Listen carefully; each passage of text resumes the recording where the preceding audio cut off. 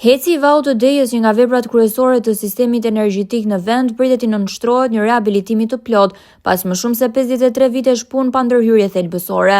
Sipas një raporti teknik të publikuar nga Korporata Elektroenergjetike Shqiptare dhe të përgatitur në vitin 2023 nga konsulenti ndërkombëtar Fichtner, pajisjet elektromekanike të hidrocentralit janë të amortizuara dhe në disa raste në gjendje kritike, duke rritur rrezikun e defekteve të papritura dhe ndërprerjeve të gjata të prodhimit. Raporti thekson se megjithse hidrocentrali vjen të funksionojë normalisht, mungesa e masave rehabilituese do të shkojë ndjeshëm rreziku në vitet në vijim. Për këtë arsye rekomandohet ndërhyrja e plot në impjant.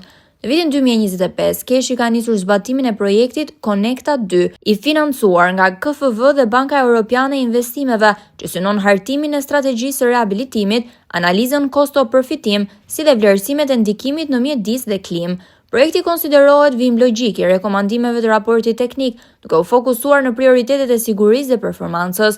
Specialistët theksojnë se vlerësimi po kryhet mbi dy parime bazë: sigurinë e digës e garantimin e funksionimit të pandërprerë të hidrocentralit.